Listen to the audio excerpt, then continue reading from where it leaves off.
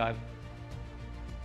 The Honorable Prime Minister of India, Shri Narendra Modi ji, the Union Minister for Law and Justice, Shri Kiran Rijiju, Minister of State, Shri S.P. Singh Baghel, my distinguished colleagues, Shri Justice Sanjay Kishan Kaul and Shri Justice Abdul Nazir,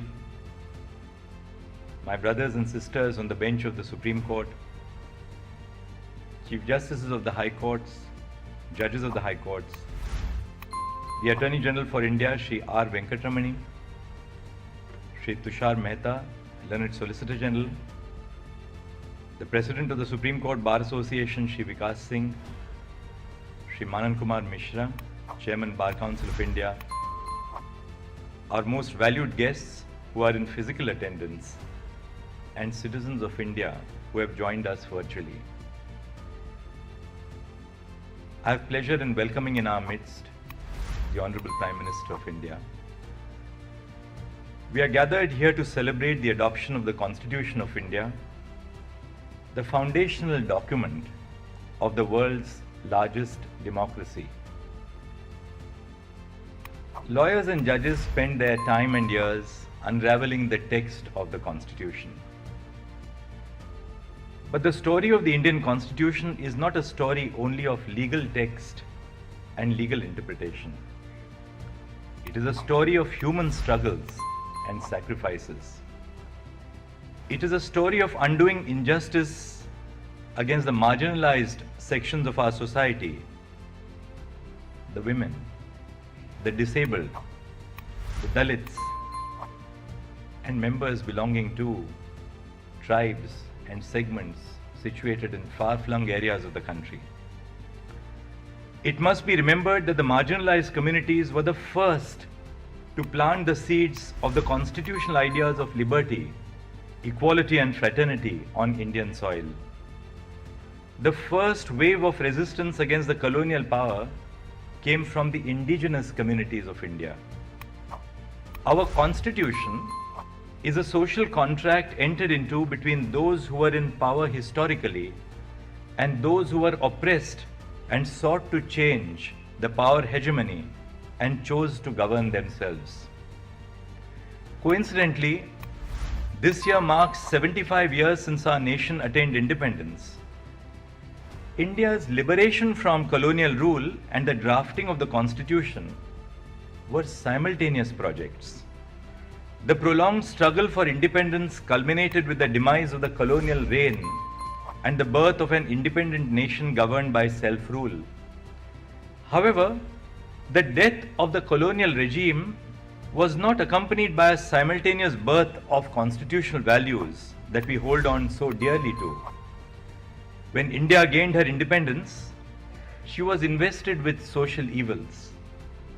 As the first Prime Minister said on the eve of independence, the past clings on to us still in some measure, and we have to do much before we redeem the pledges we have so often taken. That has been the continuing constitutional project. As the Supreme Court said in its judgment in 2018 in Indian Young Lawyers Association, besides the struggle for independence from British rule, there was another struggle going on since centuries and which still continues. That struggle has been for social emancipation. The Constitution of India is the end product of both these struggles.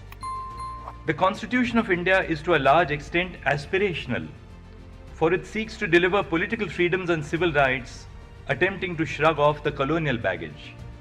It seeks to remedy the injustices that are suffered in a socially hierarchical society. When the Constitution was adopted, the social, political and economic realities of our nation were in stark contrast to the aspirational ideals in the text of the Constitution. The Constitution entrusted the legislature, the executive and the judiciary with the role of bridging this gap between constitutional ideals and social reality. I am conscious that colonial and pre-colonial courts followed an approach of reluctance, disinclination and inaction in protecting the rights of citizens. For instance, scholars and historians have documented the refusal of colonial courts to interfere in cases involving socio-religious custom, even if the rights of the marginalized were violated. With the birth of constitutional democracy, the culture of reluctance was replaced by a call for a dedicated judiciary to protect the rights of citizens. All judges across the courts in India, ranging from the district courts to the Supreme Court, must reflect upon the constitutional vision of securing justice, equality, and liberty. There is a need for us to introspect on our actions and decisions and to question our own prejudices and preconceptions. For until we open our minds to multiple views of persons with varied lived experiences, we would be lacking in our role as judges. An institution thrives with time only when it functions democratically. I believe that as the Chief Justice of India, it is my responsibility to collaborate and consult my sister and brother judges at the Supreme Court, the Chief Justice and the judges of the High Courts, members of the District Judiciary, and the stakeholders of the institution. It is crucial that we tap on the experience of the diverse section of people who are part of the judiciary. Their knowledge and understanding would undeniably strengthen the institution. That is why it is all the more important that the representation of marginalized communities and women in the legal profession and the judiciary is enhanced. The Indian courts have been at the forefront, protecting the rights of the marginalized groups and upholding the rule of law.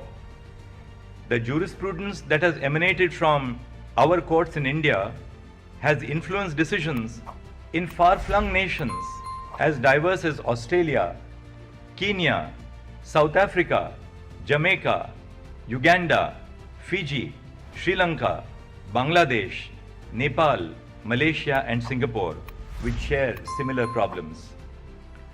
In a nation as large, diverse, and graded as ours, the paramount challenge that the judiciary as an institution faces is to ensure that the justice delivery system is accessible to everyone. Challenges require dedicated actions. The Indian judiciary has been adopting several measures of institutional reforms with a single objective, and I borrow the celebrated phrase of American civil rights activist Dr. Martin Luther King Jr. to describe it: to bend the arc of the moral universe towards justice. We have been adopting technology to improve the working of courts. It is of supreme importance and necessity that the courts are remodeled to reach out to the people instead of the people reaching out to the courts in their quest for justice. To ensure that the courts reach out to the people, it is essential that the process of litigation is simplified and made citizen-centric. Though the judiciary's engagement with technology gained prevalence during the COVID-19 pandemic, we must not dismantle the infrastructure but build upon it. And I would earnestly request the Chief Justices of the High Courts to ensure that the technological infrastructure on which public funds have been spent is not dismantled but strengthened further. The Supreme Court now functions in a hybrid mode with both online and offline courts, which enable lawyers and parties in person to appear from different parts of the country. Though the Supreme Court is located on Tilak Marg, the Supreme Court is a Supreme Court for the entire nation. As the Chief Justice, I am attempting to adopt technology-based services in the listing of cases and court hearings so that institutional flaws such as delays in listing and hearing can be removed from our vocabularies.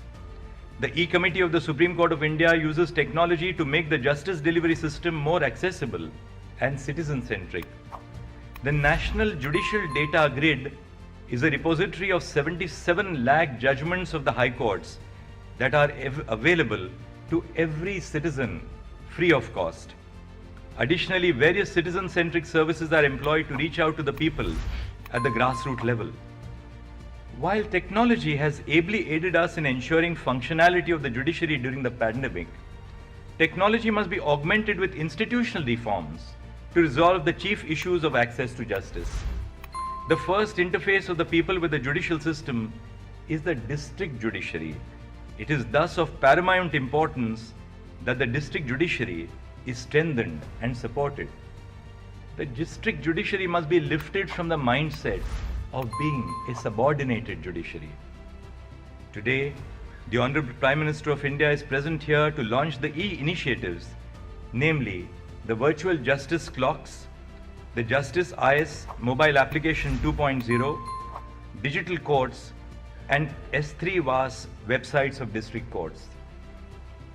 The Virtual Justice Clock is a platform where information available through the National Judicial Data Grid is made available to the public. Virtual Justice Clocks for the District Judiciary of India are a real-time informative public dashboard which provide information in 3 levels, covering all the states, districts and court establishments in India.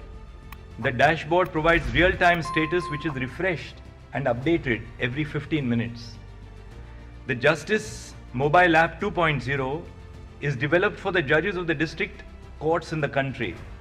The app is provided to judicial officers to monitor pendency and disposal of his or her court at the handset 24/7. Digital Courts is a green initiative of the Indian judiciary in the form of a desktop app that has been developed to make courts paperless or digital. It provides an easy-to-view case files documents while sitting at home. Judges can view all the case-related pleadings, charge sheets, court orders of both civil and criminal cases which aim at making the court paperless. And finally, the initiative's S3 VAS website. The acronym S3 VAS stands for Secure, Scalable and Sugamya Website as a Service. Through the Digital Court and S3 VAS initiatives, the websites of district courts are being upgraded from the existing system to a platform which is secure, scalable and accessible. Content published on the website is accessible so that even persons with disabilities, including visual disabilities, would be able to access the information using assistive technologies. These initiatives reflect upon the commitment of the Indian judiciary towards providing access to justice to our own citizens. Our endeavor is to enhance access to justice. This must not be understood in narrow terms of enriching the experience of those who are already in possession of access, but by reaching out to those groups and communities that are denied basic rights. Access to justice must be defined in the expression of upholding the faith and perception that the general public holds in the legal system. I can assure everyone that the initiatives launched today are a part of a larger technological and institutional advancement of the Indian judiciary to ensure that even the most disadvantaged communities in the country do not stumble while reaching out to justice. Before I conclude, I would like to emphasize on the relevance and constitutional values, not just to the judicial branch, but to all institutions and sections of the society. The evolution of a society can only ensue on the foundations of liberty, equality, and fraternity, the trinity of values highlighted by Dr. Babasaheb Ambedkar in his last address to the Constituent Assembly. Therefore, I appeal to the young minds to reflect on the social realities of India and work towards achieving fraternity by dedicating themselves to the cause of justice in whatever way possible. Sometimes, change happens by small acts of kindness. The heart and the soul of law, as it is administered in our courts, is our sense of compassion to our citizens. With that, I thank you. Jai Hind.